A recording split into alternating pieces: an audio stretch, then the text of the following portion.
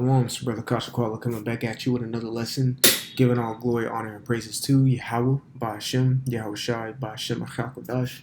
Double honors to the apostles and the elders of Great Millstone and rule and teach well. Peace, love, salutation to the elect 144 first fruit. All right, so I'm coming to you today with a lesson of understand that you're a vessel and the Lord can use you however He deems you necessary. So just have it in your mind. The scriptures tell you to settle things in your mind, so be prepared, which also the word prepare goes into trimming. All right, so trim your mind to be used however the Lord deems necessary you should be used. All right, I'm going to get about one or two precepts to bring this to light, and hopefully it's edifying and you can understand where I'm coming from. All right, because we're entering into a time where, real talk, we have an indication or, the bits of pieces of what is going. We have the gist of what is going to happen, but the details and the intricacies of what's going to happen in Jacob's trouble, we don't know. Simple. When you read Revelation, the angel told John the Revelator not to write down certain things. So there's going to be certain things that are going to be in trying times that we may not have read about, but you just have to be prepared to be a vessel that the Lord can use. At the end of the day, we are servants. And we are in servitude to Yahweh Ba'ashem Yahweh Shai. Here's the word servant. We're going to get a few words. I don't even know how to spell servant right.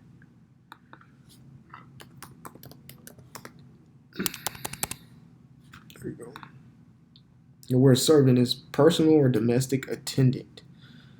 All right, it says servant, foot soldier. We are a foot soldier, so we know the Lord is a God of war or a power of war. So with war comes strategy and positioning. All right, so he's going to put his foot soldiers, which are the elect 144, the prophets and the servants, where he needs to put them so they can be in the best position to execute their administration. Okay? Keep that word administration in mind. It says serving or waiting. Right? The scriptures tell us to be patient. All right? Wait ye upon the Lord. It says to attend and wait upon. All right? It says professed lover, one devoted to the service of a lady. It's off. It says a slave. All right, we're prisoners of Yahweh Ba'ashem Yahweh Shai. Okay, so let's go to. I was gonna start off with Jeremiah, but we're gonna go to 1 Corinthians 12:4.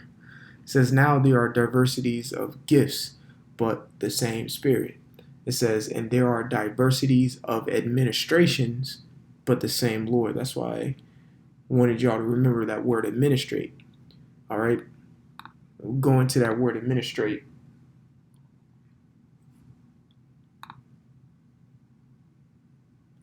It means, let me get the Greek. Strong's G 1248. Diakonia. Diakonia. All right, that word is diakonia. And that means a service, ministering. It says, especially of those who execute the commands of others. Simply put, the Lord is our general, and we are his soldiers, and we are to execute the task that he has in hand for us. So we have to be a vessel, and we're just a vessel. Nothing more, nothing less. That's why humility is key. What can you really do without the Lord? Absolutely nothing. So you have to wait on the Lord to make a move, and an extraordinary move at that, to where the moves that you make are marvelous in the sight of others. But you know who's controlling you. Believe it or not, I know Akim, who are well seasoned in the truth, understand that we have control of absolutely nothing that goes on in our lives. The way we move, the way we act, the way we talk, what things that happen in our lives. The decisions that we make, it's not of our own strength. It's not of our own mind. It all comes from the Lord. Let me get one of my favorite precepts. I'm sure y'all brothers know where I'm going. One of my favorite precepts. Proverbs 16:1. It says the preparation of the heart and man and the answer of the tongue is from the Lord. Exactly. Everything is from the Lord. It says the preparations of the heart and man. The word preparations means the arrangements. All right. So the organization of your mind is pretty much what that is saying. It says the answer of the tongue. What you say, how you react to things. Okay. If you're irrational, if you're irrational, or if you're logical, or intelligent, whatever you want to call it, all of it comes from the Lord. You have no control over anything. So just be ready to be the 100% vessel for the Lord to use, a humble vessel. If you're humble, understanding that you're just a vessel that is being controlled, the Lord can use you to your full potential and your maximum potential. Okay, so going back, so we understand the word administration is what? It's just being a servant or a minister.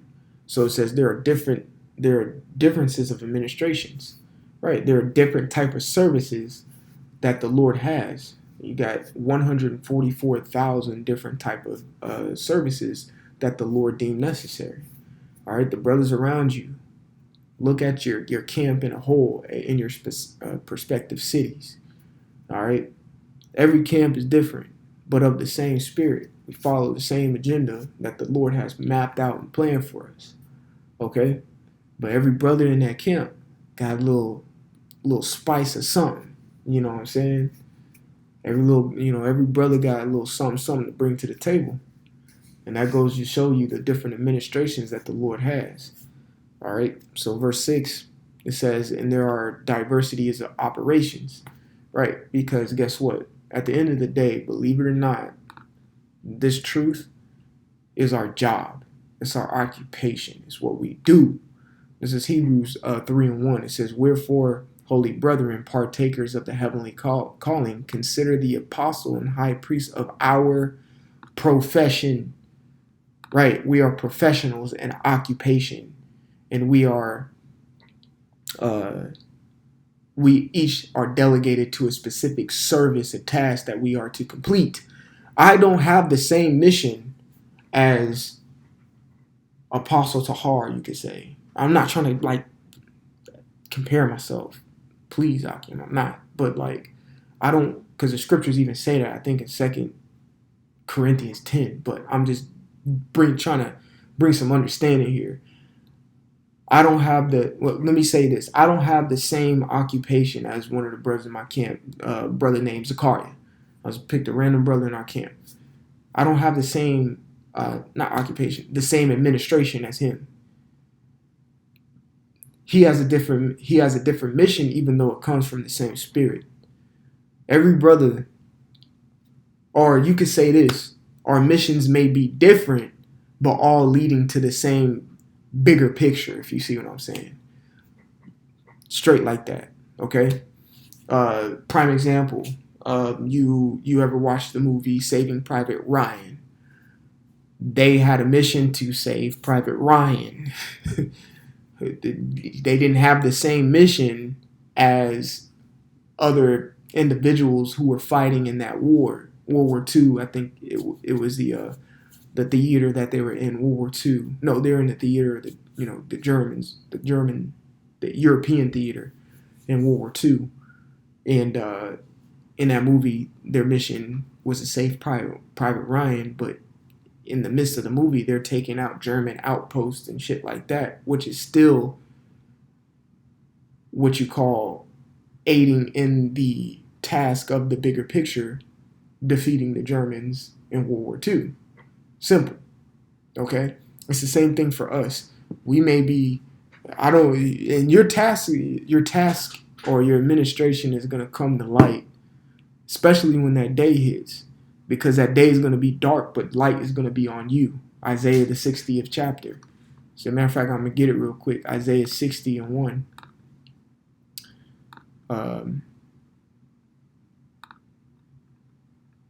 Isaiah 60:1, it says, arise, shine, for thy light is come, the glory of the Lord is risen upon thee. Right, so it's going to be dark in that day, but you're going to have a light on you, and that through that light, you are going to complete your task in the thing the task that you have been delegated with. The Lord facilitates here. All right. So your administration is going to be fulfilled. Going back here, it says diversity of operations. Let's get that word operations here. That word operations in the Greek. Strong's G 1755. Energema.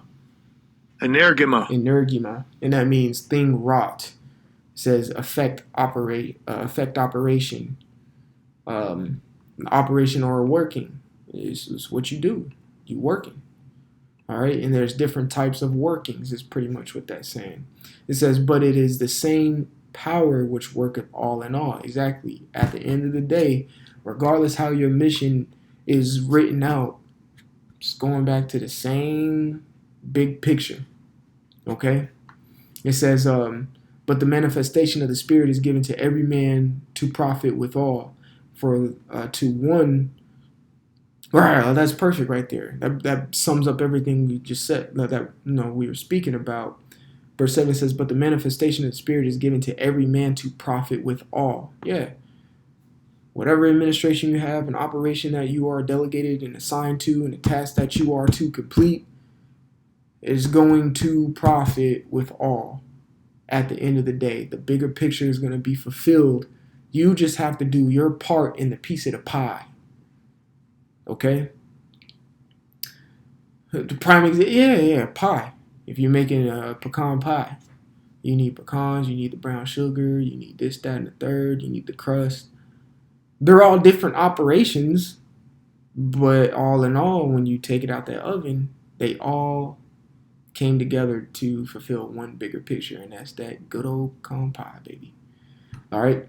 So this is verse 8. It says, For to one is given by the Spirit the word of wisdom, to another the word of knowledge by the same Spirit, to another faith by the same Spirit, to another the gifts of healing by the same Spirit, to another the working of miracles, to another prophecy, to another discerning of spirits, to another diverse kinds of tongues, to another interpretation of tongues. But all these worketh that one in the self-same Spirit, dividing to every man severally as he will. You see? And of course, you keep going down, it speaks about the body, all right, and how everything is one, all right? So those are different type of administrations that the Lord deems necessary for certain type of men to have, straight up, okay? And let me say this too. Some men have, I'm gonna say it may sound like I'm being, kind of contradicting of what I was saying earlier, but I'm gonna bring some understanding to it. But I know I said there's different administrations and services. Hey, but a man can get a gift of knowledge and another man has a gift of knowledge too. But there's levels to it, you see, which makes their administration different. Though you got a task of knowledge and he got a task of knowledge, his task of knowledge may be more weighty than the other man. But yet they're still working on the same team and getting things done to get to the bigger picture, if you see what I'm saying. All right, so there is a difference. This is Jeremiah chapter 51. I'm going to start at 19. Now, you have to prepare your mind for this as well.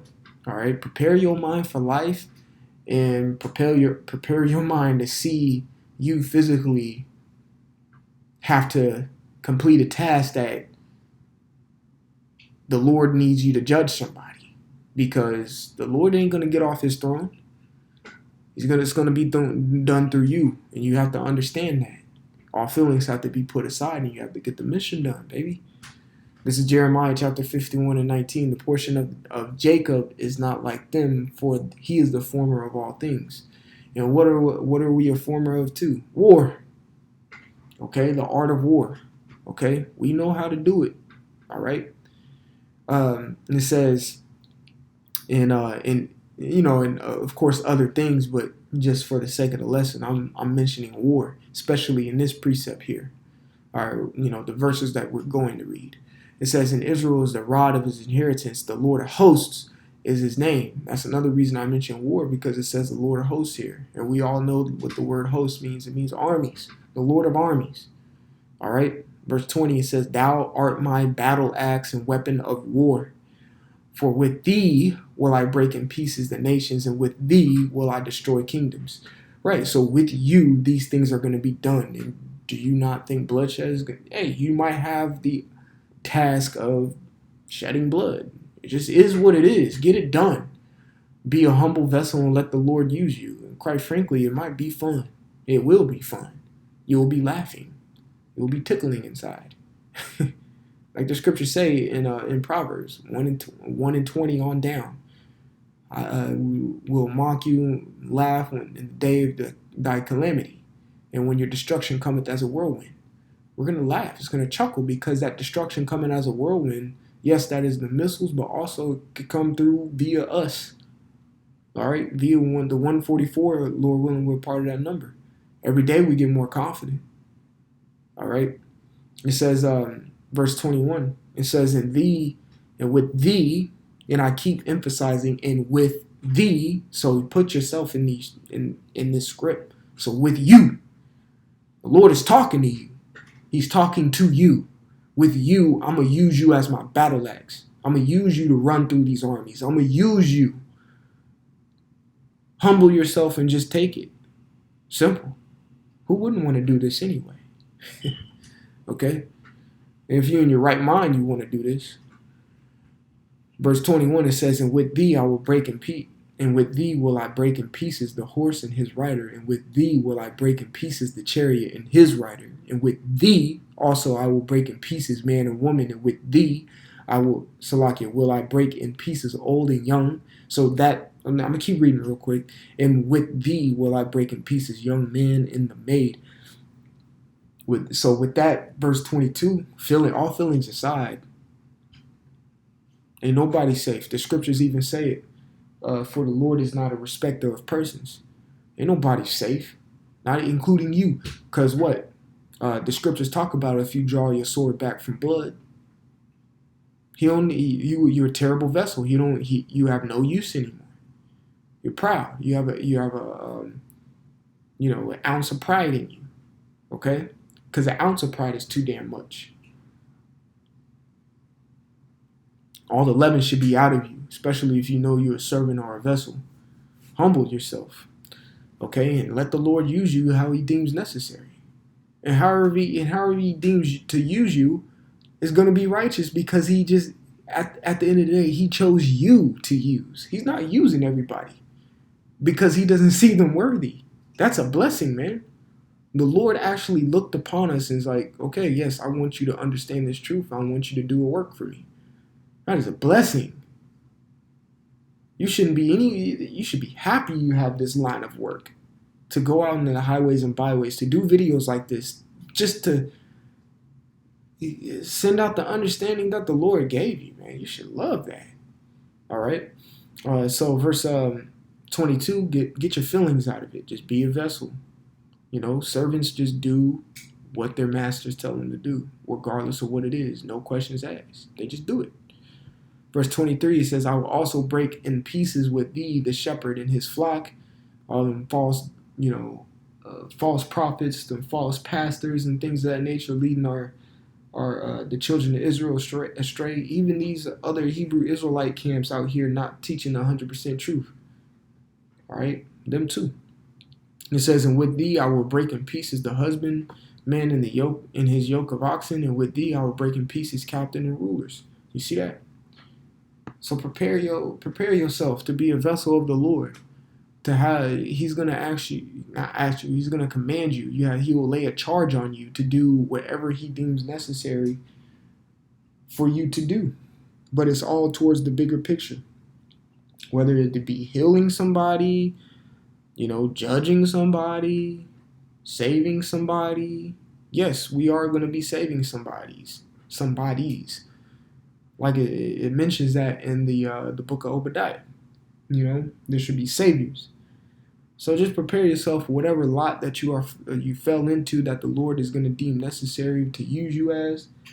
Be happy with it. Be humble with it. And love what you do. All right? This is our career. You're supposed to love your career, right?